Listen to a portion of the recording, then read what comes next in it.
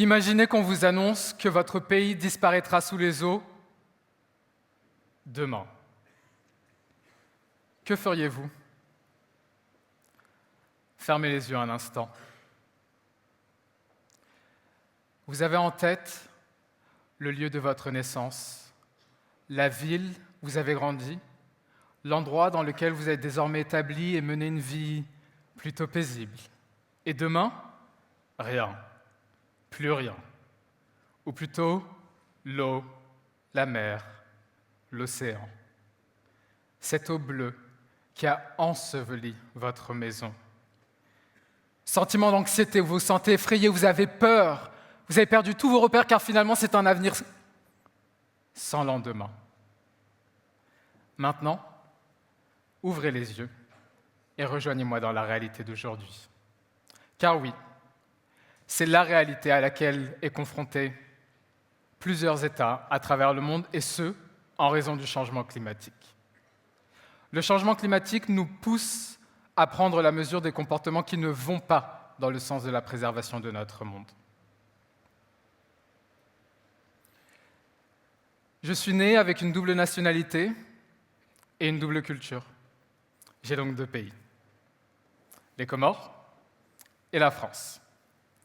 Les Comores, îles de l'océan Indien, tout comme l'ensemble des États insulaires et côtiers de ce monde, font face à la montée des eaux.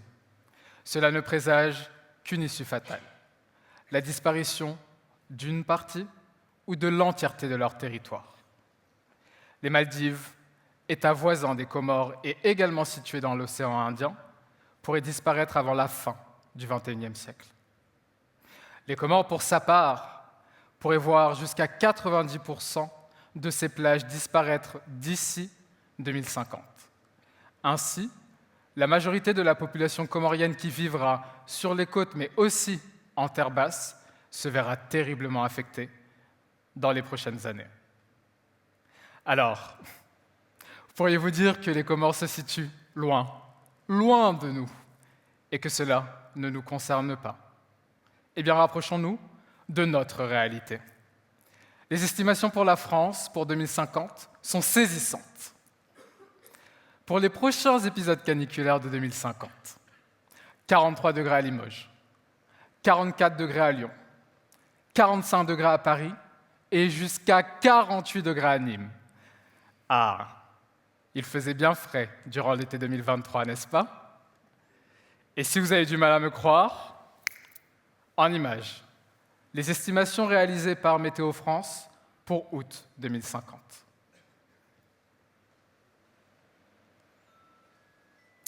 Alors, pourquoi vous parler de changement climatique et surtout d'une justice climatique? Pour que nous toutes et nous tous agissions dans le sens de la préservation de notre monde. Mon nom est Karim Ziani et je suis avocat au barreau de Paris et de New York. J'interviens dans la résolution des litiges en droit international, en représentation à la fois des États, mais aussi des entreprises. Concernés par le changement climatique, j'interviens avec des confrères et des consoeurs pour, premièrement, alerter sur les conséquences politico-juridiques du changement climatique et, deuxièmement, donner une voix à des États souvent démunis par cette situation et qui feront face de plein fouet au changement climatique. En tant qu'avocats et avocates, nous intervenons main dans la main actuellement devant les tribunaux internationaux rattachés aux Nations Unies pour la création d'une justice climatique. Et cette justice climatique a un seul but: offrir un espace à des États démunis par rapport à cette situation et surtout leur permettre d'exposer leur vision, leurs craintes, leur réalité et leur espoir de voir que des actions puissent être prises. Différents tribunaux internationaux onusiens sont saisis de plusieurs questions concernant les obligations et les conséquences pour les États concernant leurs agissements par rapport au changement climatique, et ce, en droit international. Alors là, vous ne m'avez pas compris, n'est-ce pas? J'arrête ma plaidoirie quelques instants et je vous explique. D'une part, nous avons la Cour internationale de justice. La Cour devra déterminer 1. Les obligations pour les États de protéger le système climatique et l'environnement contre les émissions de gaz à effet de serre d'origine humaine. Et 2. Les conséquences juridiques pour les États qui ont causé des dommages significatifs au système climatique et à l'environnement. En effet, différents États ont des actions ou parfois font preuve d'inaction qui affectent particulièrement les États insulaires en développement, mais aussi les générations présentes et futures. D'autre part, nous avons le Tribunal international du droit de la mer. Le tribunal devra, lui, se poser la question de la préservation, la protection, mais aussi la maîtrise de la pollution du milieu marin, eu égard aux effets nuisibles que peut ou qu'a le changement climatique. Ce même tribunal international du droit de la mer devra aussi s'interroger sur les obligations des États quant à la protection et à la préservation du milieu marin en raison du changement climatique.